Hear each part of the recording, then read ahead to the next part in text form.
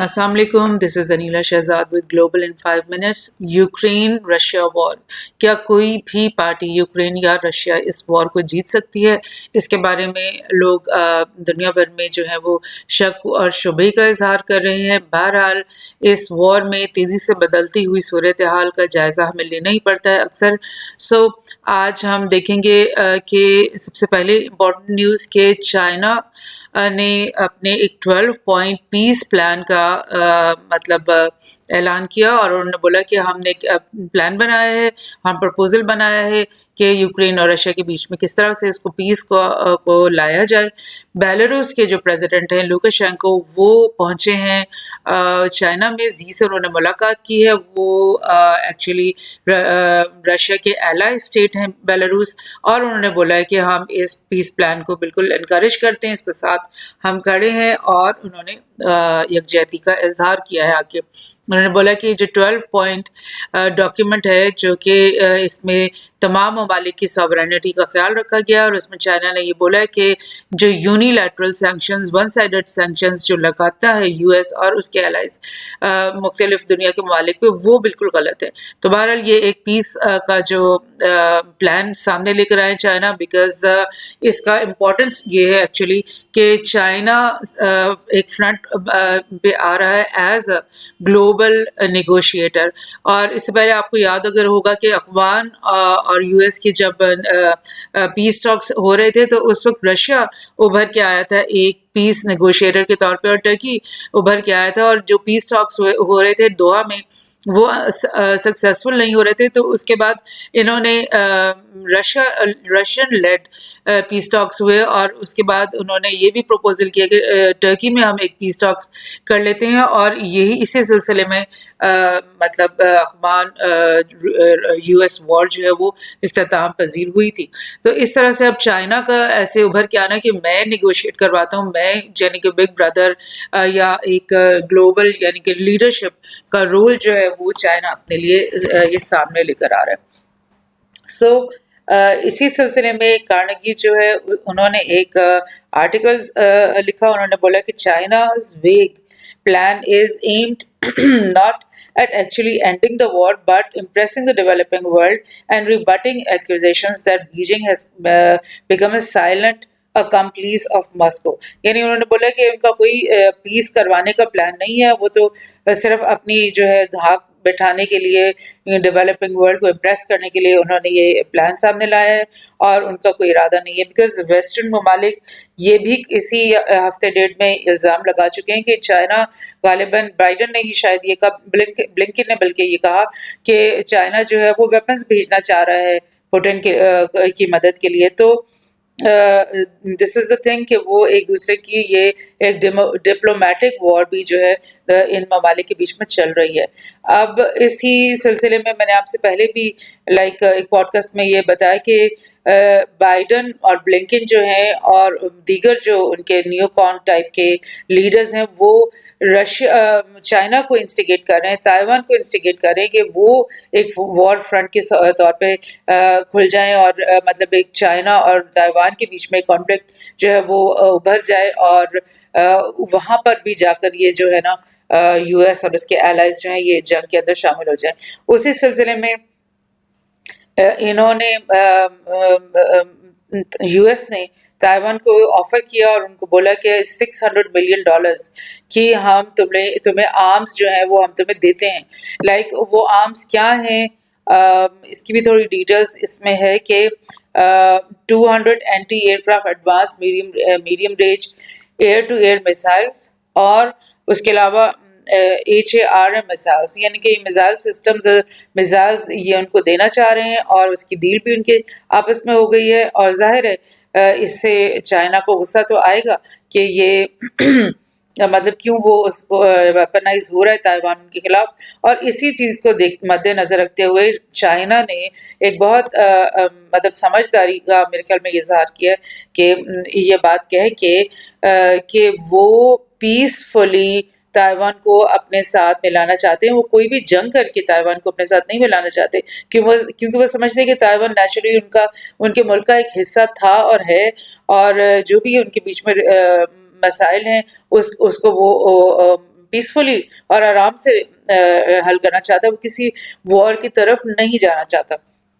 تو بہرحال ظاہر یو ایس اور اس کے الائز تو اس بات پہ خوش نہیں، بیکاز دے وانٹڈ کہ یہاں پر ایک جنگ شروع ہو جائے.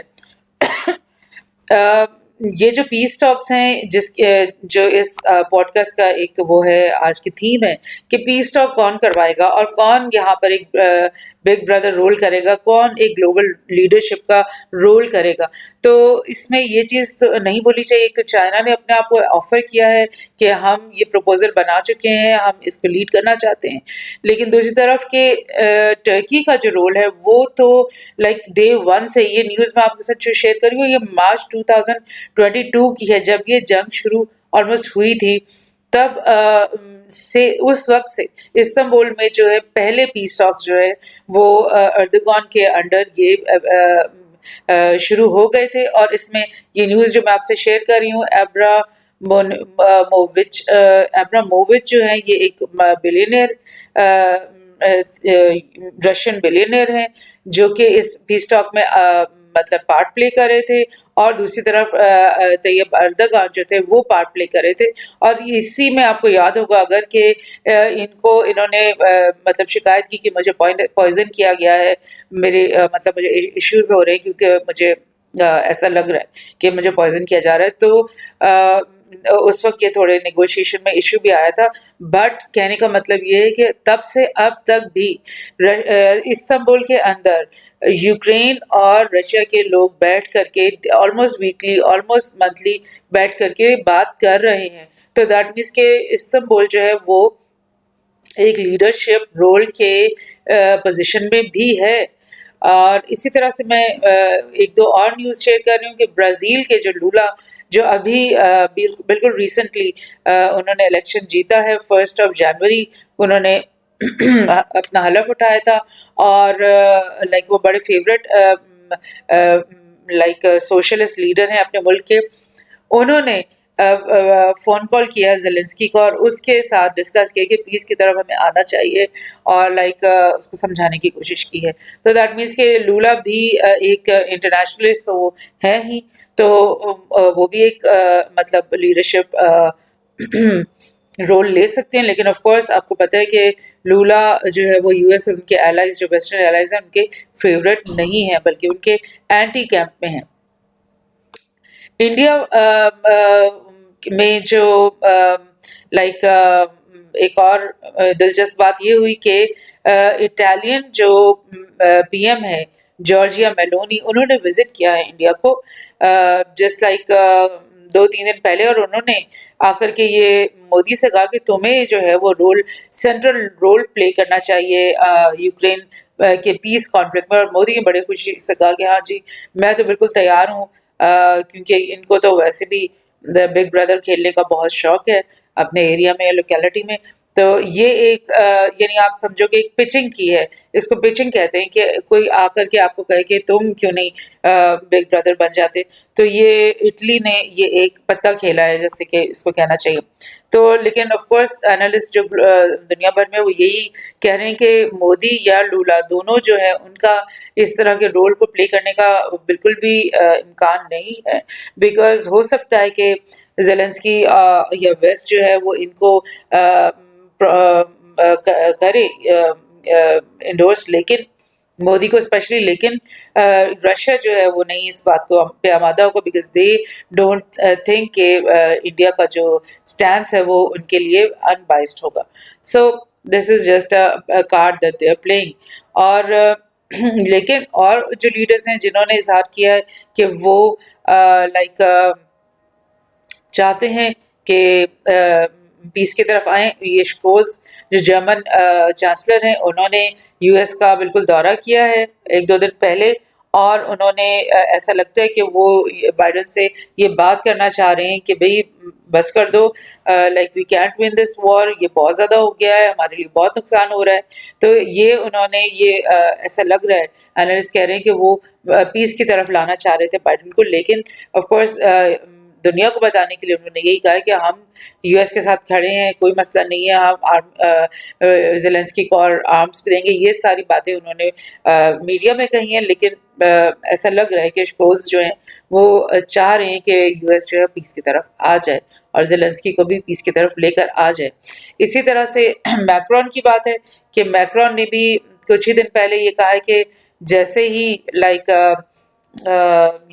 رشیا یوکرین کی وار ختم ہوگی تو میں چائنا کو وزٹ کروں گا. دیٹ مینس یہ بھی ایک جو چیز ہے, انہوں نے ایک مطلب گڈ ول جسچر دکھانے کی کوشش کی ہے کہ بھئی یہ وار جلدی ختم ہو تو ہم جو ہے اپنی نارمل لوگوں کے ساتھ تعلقات جو ہیں ان کو دوبارہ سے شروع کریں. اور اسی سلسلے میں یہ بھی امپورٹنٹ ہے کہ G20 کے جو فارن منسٹرز کی ایک پوری کانفرنس ہوئی ہے, میٹنگ ہوئی ہے, وہ انڈیا کے اندر ہوئی ہے, اور اس میٹنگ کے اینڈ پر جو انہوں نے جوائنٹ اسٹیٹمنٹ دینی تھی وہ دے نہیں سکے, بیکاز اس اسٹیٹمنٹ میں یہ لکھا تھا کہ وہ رشیا کو کنڈیم کرنا ہے ہم نے, لیکن نہ چائنا فارن منسٹر اس کے لیے تیار تھا, نہ رشین فارن منسٹر اس کے لیے تیار تھا, لہٰذا یہ جوائنٹ اسٹیٹمنٹ دی ہی نہیں جا سکی. تو that is what's happening. Ukraine اور رشیا کے درمیان یہ وار جاری ہے. یہ بلو جو اسپاٹس ہیں یہ ایک ہاٹ اسپاٹس ہیں, یہاں پہ وار تیزی سے جاری ہے. بخمود یہیں پر ہے جہاں پر وہ قبضہ کرنا چاہ رہے ہیں, اور ایسا لگ رہا ہے, نیوز یہی ہے کہ رشیا بہت جلدی بخمود پہ قابض ہو جائے گا. بٹ آف کورس جتنے بھی